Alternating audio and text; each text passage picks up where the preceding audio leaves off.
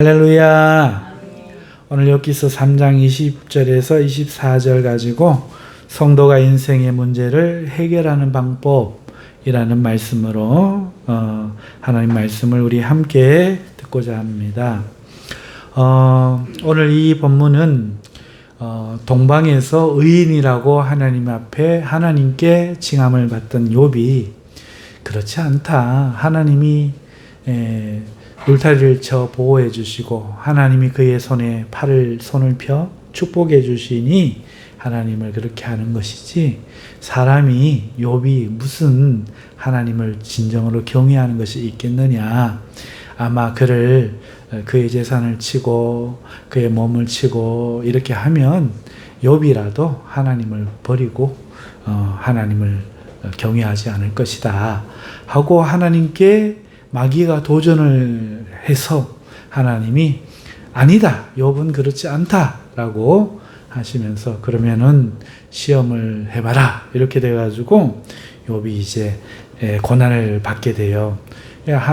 하나님께서 재산을 빼앗아 가실 때 마귀가 뺏어간 거죠. 자식들이 죽었을 때도 하나님을 원망하지 않고 주신 이도 하나님이시고 거두신 이도 하나님이시다 고백하며 하나님을 거역하지 않았던 욥은 자기의 몸에 이제 악창이 나고 자기가 두려워하는 병이 임해서 고름이 나고 가려워서 기왓장을 긁을 때 이제 그 입에서 이제 원망과 저주가 나오기 시작합니다. 오늘 본문 말씀을 보면은 뭐라고 그렇게 표현하는가 하면, 어찌하여 고난을 당하는 자에게, 욥 자신이 지금 고난을 당하고 있죠.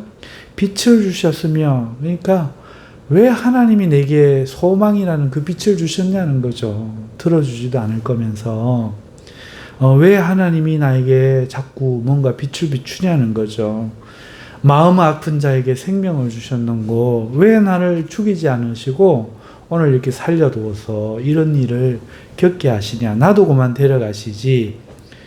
이렇게 말씀하는 겁니다. 그러면서 21절 보면 이러한 자는 자기는 죽기를 바라도 오지 아니하니 죽음이 안 온다는 거예요. 땅을 파고 숨긴 보배를 찾음보다 죽음을 구하는 것을 더 구하다. 나는 막 꼭 죽고 싶다. 살고 싶지 않다. 막 이렇게 막 지금 하소연하는 겁니다. 무덤을 찾아 얻으면 심히 기뻐하고 즐거워하나니 얼마나 괴로운지, 내가 죽으면 정말 기쁘겠다. 즐겁겠다. 그렇게 지금 말하는 거죠. 그러면서 더 나아가 23절을 보면 하나님에게 둘러싸여 길이 아득한 사람에게, 그러니까 하나님이 죽음을 주지도 않고 딱 둘러싸갖고 죽지도 못하게, 이런 고난도 주시고 죽지도 못하게 이렇게 하셨다. 내가 너무 아득하다. 어찌하여 내게 이렇게 자꾸 빛을 주시는고. 나는 음식 앞에도 즐겁지 않고 탄식이 나며 내가 앓는 소리는 물이 쏟아지는 소리같이 계속해서 나는구나 하는 그 원망과 아픔을 지금 쏟아내고 있는 본문입니다. 욥이 이렇게 고난을 당한 것처럼 욥만한 고난이야 우리가 있겠습니까마는, 우리 성도들도 살다 보면은 우리 삶에 정말 감당하기 힘든 그런 고난을 당합니다. 그런 삶의 순간이 있는 줄 믿습니다. 그럴 때 우리가 어떻게 인생의 이 고난의 문제를 해결해야 되는가, 인생의 문제를 해결해야 되는가 하는 것이 우리의 또한 주제이지 않을 수 없습니다. 왜냐하면 우리도 욥도 고난을 받았는데, 예수님도 고난을 받았는데, 바울도 고난을 받았는데 우리가 어떻게 고난 안 받을 거라 자신할 수 있겠습니까? 그러니 고난을 받을 때에 욥처럼 이렇게 원망하지 않고, 이렇게 믿음이 떨어지지 않고 하나님 앞에 끝까지 믿음을 지키는, 원망하지 않는 하나님을 이렇게 원망하면 안 되겠죠. 하나님이 나를 둘러싸고 이렇게 괴롭게 하시노, 이런 믿음 돼서는 안 되겠죠. 그러려면은 우리가 어떻게 해야 되는가? 여러분, 오늘 우리가 살다 보면 욥과 같은 이 정도는 아니지만 자녀 문제든 부부 문제든 그것이 경제나 건강이든 여러분 문제를 만나게 되는데 그 중에 어느 하나 사실 쉬운 문제가 없어요. 당하는 우리는 욥만큼 괴로울 수 있죠. 우리를 더 힘들게 하는 것은 그런데 뭔가 하면은 대부분 그 문제가 우리 자신과 연결되어 있다는 거예요. 문제를 유발시키는 게 내 자신이라는 거죠. 타고난 성격, 가진 능력 부족, 성격이 나빠서, 조심성이 없어서. 대부분 그 문제가 우리 자신과 연결되어 있다는 겁니다. 그리고 이 자신의 결함과 부족함 때문에 발생되는 문제일 뿐더러 나를 고치지 않으면 끝나지 않고 계속 반복된다는 거예요. 그런데 중요한 것은 자기를 고치는 것이 너무 어렵고 잘 안 되는 것이죠. 그러니 문제인 걸 알면서도 해결도 못하고 이 사실이 더 힘들 때가 있다 하는 것입니다. 문제 자체가 힘든 것보다도 문제도 힘들지만 내 성격, 내 인생을 내가 고쳐낼 수가 없어서 자꾸 반복되는 문제 앞에 나는 왜 이런가 하는 이 자괴감이 들 때 우리가 더 고통스럽다는 것이죠. 차라리 어떤 사람들처럼 문제가 문제인지 모르고 사는 사람이 복이 있다고 말하고 싶을 심정일 때가 있다는 겁니다. 남들도 다 그런 줄 알고 그냥 살아가거나 자신만 다른 것이 보이지 않으면 비교되지 않으니까 또 그대로 사는데 자신의 문제가 보이는 사람은 그 문제 때문에도 고통하고 문제는 해결되지 않아서 이 반복되는 문제를 해결되지 않아서 이중으로 힘들어하는 것이 보통이죠. 이것은 예수님 믿는 사람도 매 일반인 것 같습니다. 하나님을 믿는 사람도 욥이 고난받은 것처럼 고난을 받는데 어떤 이는 지혜가 부족해서 고난을 받고 어떤 이는 성격이 문제고 어떤 사람은 능력이 없고 어떤 이는 자기 관리가 안 돼가지고 고난을 받아요. 안 해도 될 고생을 한다는 거죠.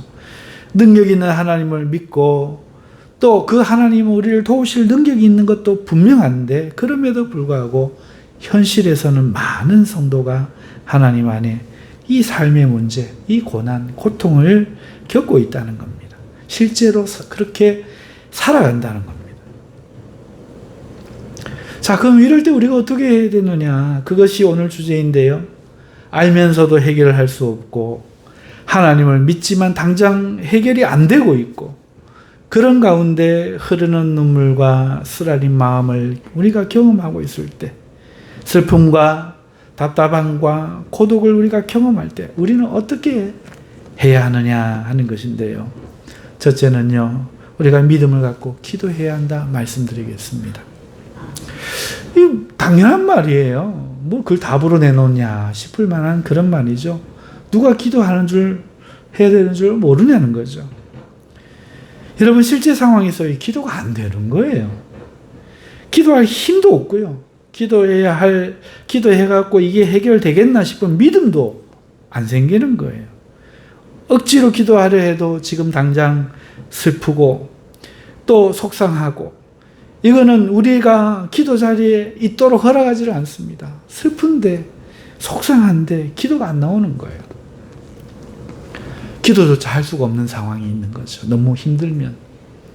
자, 그러면 어떻게 해야 합니까? 사랑하는 성도 여러분, 그때 문제를 직시해야 됩니다. 직시가 뭡니까? 고들직, 볼시, 똑바로 이렇게 보고 있는 거예요. 문제를 똑바로 직시하고 외면하지 말아야 돼요. 이 세상 많은 사람들이 문제를 외면하면서 살아가요. 해결이 안 되니까 아예 안 보고 언급 안 하고 생각 안 하고 한쪽으로 모른 채 방치하고 살지만 그건 해결이 아닙니다. 부부 문제도 그럴 수 있고 자식 문제가 그럴 수 있고 삶에 하다못해 정리정돈 어느 한 곳 고장이나 있는데 그거를 힘드니까 안 되니까 괜히 그거 부스럼 만들까 싶어서 엄두를 내지 않고 그냥 방치하고 지나는 거예요. 그러다가 쾅 터지면 그냥 끝이 나는 거죠. 성도도 그런 해결되지 않는 문제가 생겼을 때 외면하고 방치하는 경우를 종종 봅니다. 보면요. 알아요. 아는데 안 해요. 왜요? 속상하고 해결할 자신이 없고 기도도 안 되니 할 수가 없는 겁니다. 이때 그 문제를 똑바로 보라는 겁니다. 여러분, 생각보다 성도들은요, 문제를 거대하게 보는 경향이 있어요. 그 문제를 굉장히 크게, 실제보다 크게 느끼는 경향이 있어요. 길을 가면요, 담장 밑으로 달밤에 내 그림자 위로 부엉이가 우욱 하고 울면은 그 그림자가 얼마나 커 보이는지 몰라요. 여러분, 문제가 그렇다는 거죠. 과대평가하는 거예요. 아, 두렵다. 아, 못 견딘다. 아, 힘들다. 이렇게 거대하게 과대평가해서 주눅이 들어버리면 문제가 기도보다 더 커 보이는 거예요. 그러면 기도가 밀려버리는 거죠. 실제는 안 그런데 문제를 너무 크게 생각해버리면 기도가 위력이 너무 작아 보이고 그러면 기도가 안 나온다는 거죠. 그럴 때는 정말이지 기도하는 것이 쉽지 않습니다. 동의되십니까? 그러니까 그때 여러분 문제를 과대평가하지 말고 정말 큰 문제인가 마음을 진정시키고 담담하게 문제를 먼저 바라보는 게 중요합니다.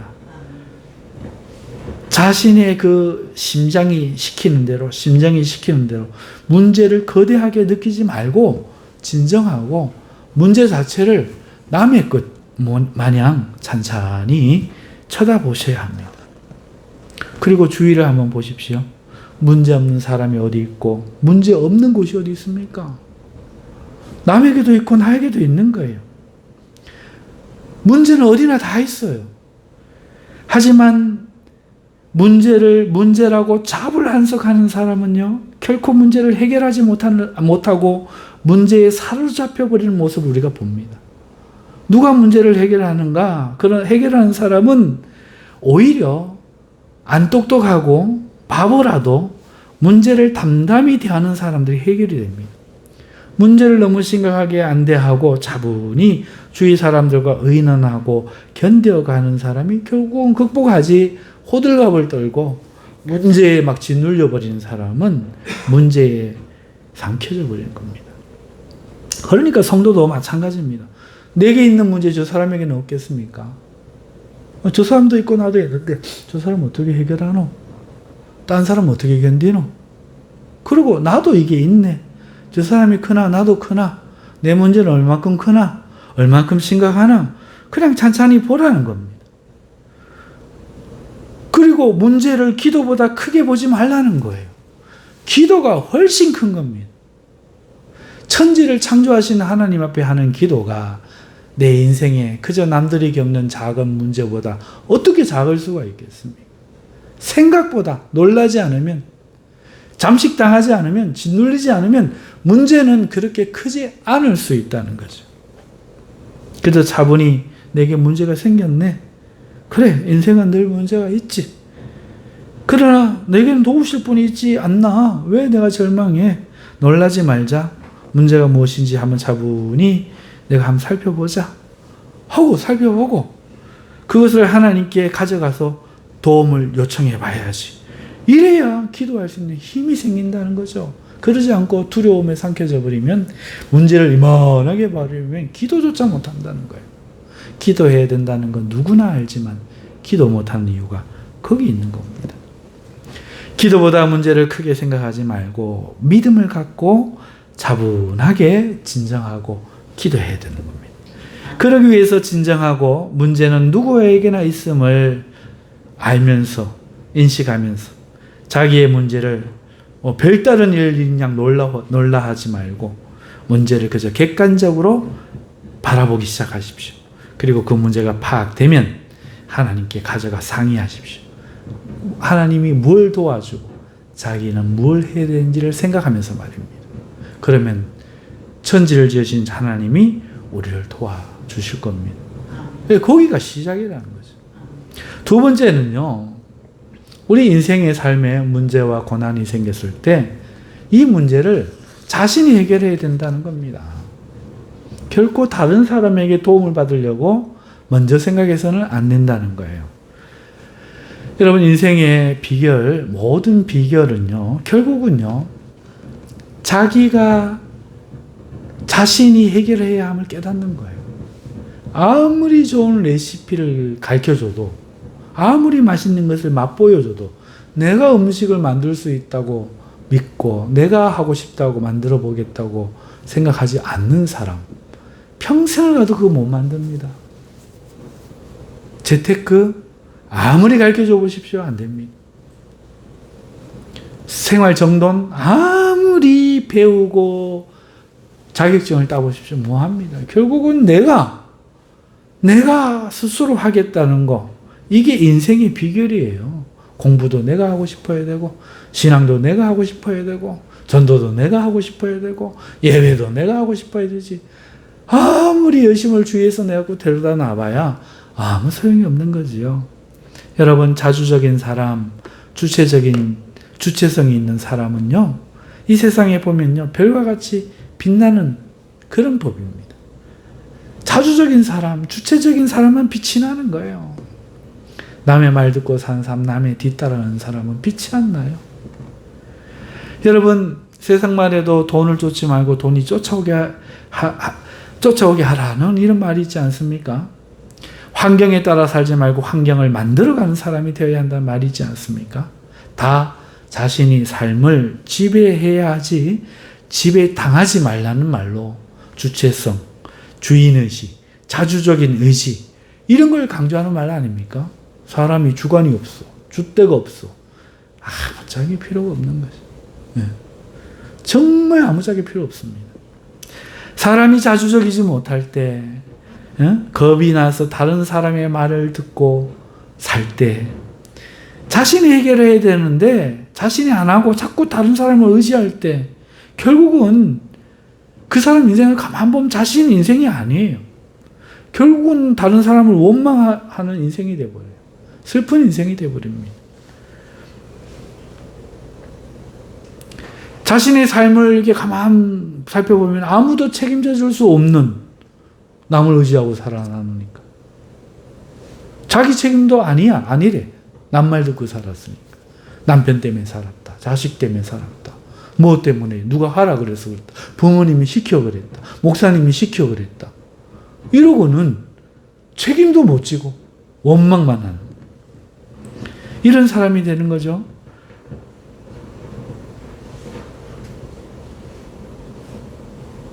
여러분, 그 사람에게 후회만 남지 않겠습니까? 회한만 있지 않겠습니까? 여러분, 후회를 해도요, 자신이 선택해서 후회를 해야 되지.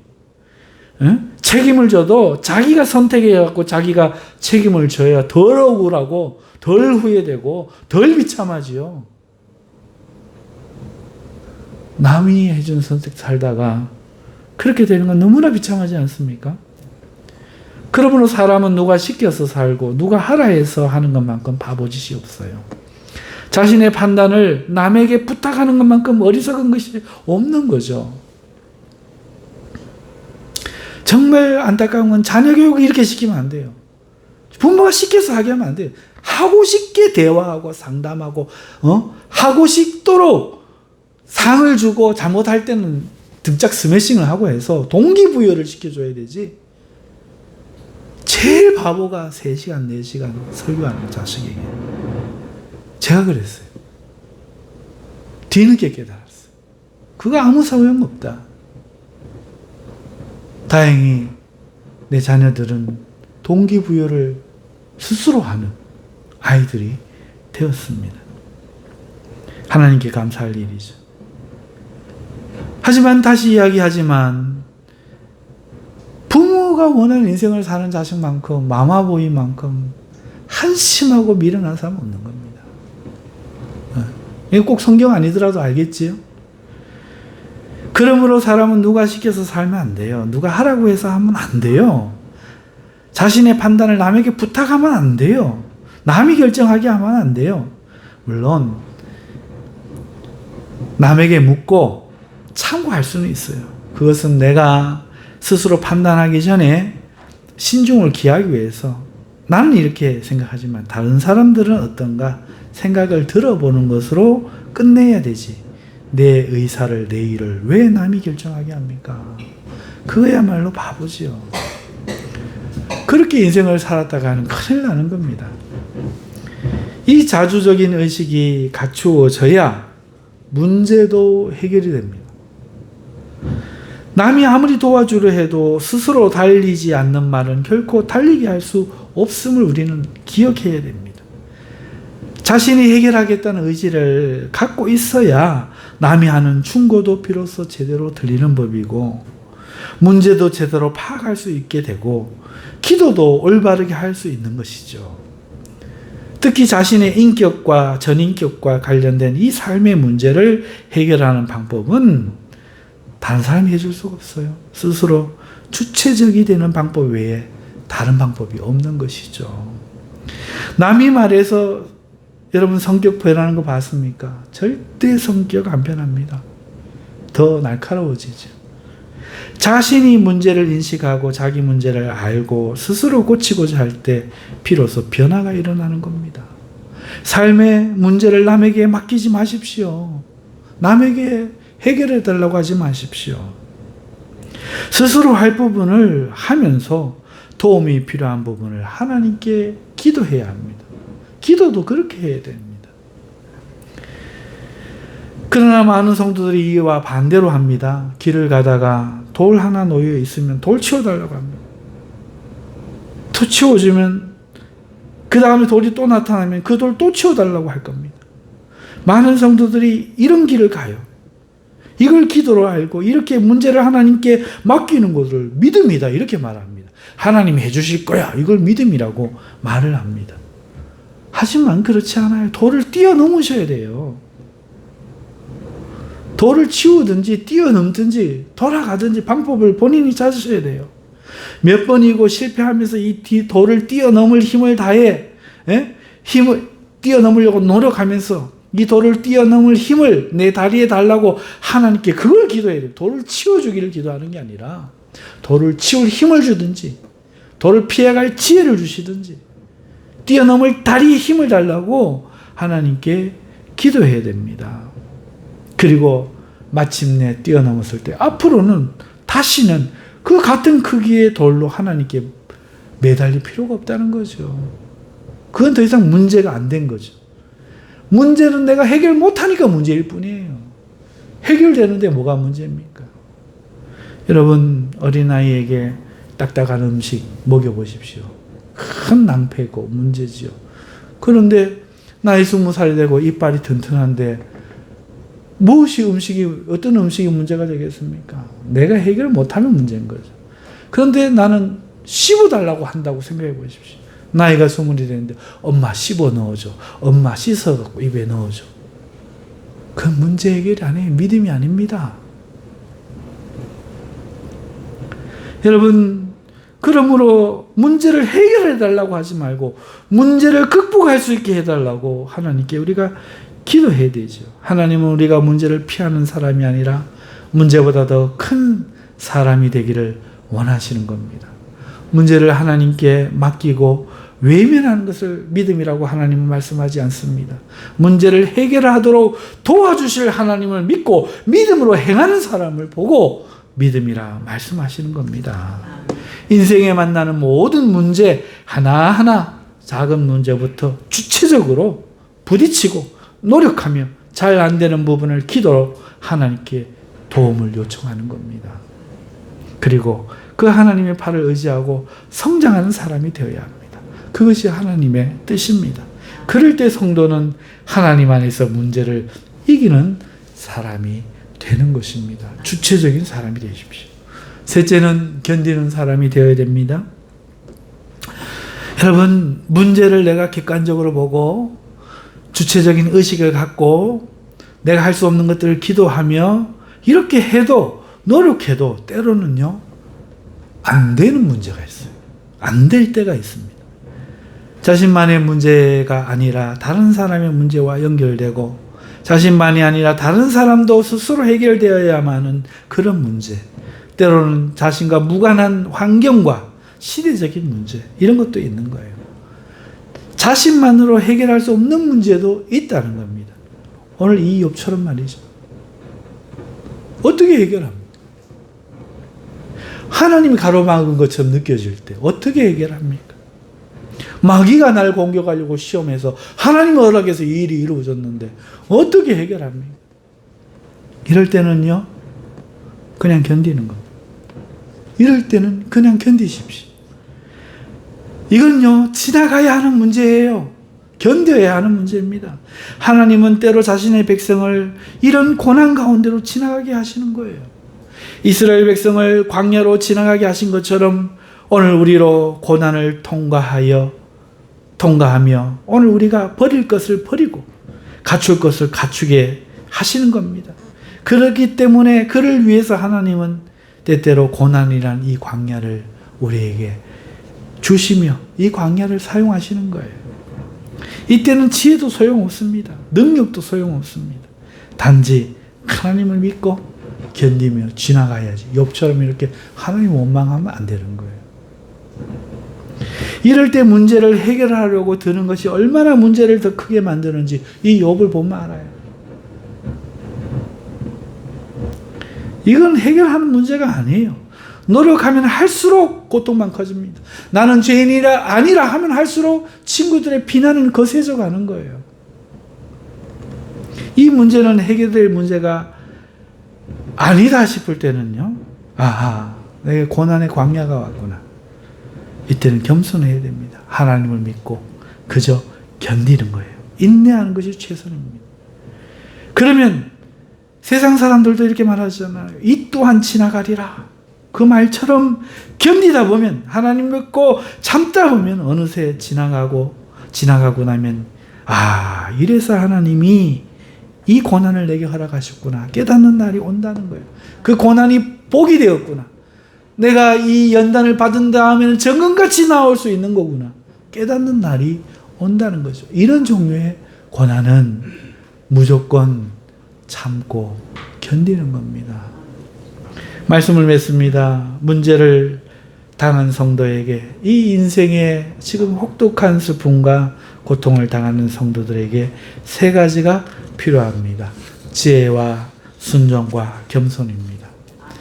첫째, 문제를 냉정하게 보고 파악한 후 자신이 할 것과 하나님이 도와주셔야 할 것을 구분하여 하나님께 기도하는 것. 그건 지혜입니다. 문제를 딱 직시하는 거죠.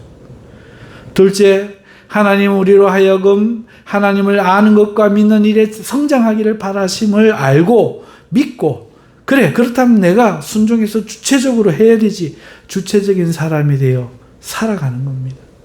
문제를 떠넘기지 말고 남의 도움을 바라지 말고 순종해서 스스로 해결하려고 노력하는 가운데 문제를 대하는 겁니다. 그건 순종입니다. 셋째, 겸손입니다. 어떤 문제는 하나님이 답이 아니라 믿음으로 견디고 참아야 됩니다. 왜? 그 과정이 필요한 거거든요. 이것을 허락하신 하나님 앞에 겸손하니 그 고난의 길을 걸어야 하나님이 뜻이 이루어지는 겁니다.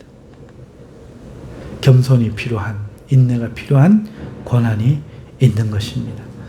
이 말씀이 오늘 삶의 고난을 당하고 인생의 문제에 빠져 허덕이시는 분들에게 삶의 지혜와 믿음의 등불이 될 수 있기를 주님의 이름으로 축원합니다. 오늘 우리 시간 우리 삶의 문제들을 바라보면서 오늘 차분하게 기도 가운데 정리해 보시기 바랍니다. 나는 얼마나 놀라고 있나, 혹은 방치하고 있고 외면하고 있지는 않는가? 나는 어떤 문제부터 해결할 것인가? 나는 어떻게 대처하는 게 맞는가? 오늘 말씀을 생각하며 우리 주여 한번 외치고 동성으로 기도를 하겠습니다. 주여!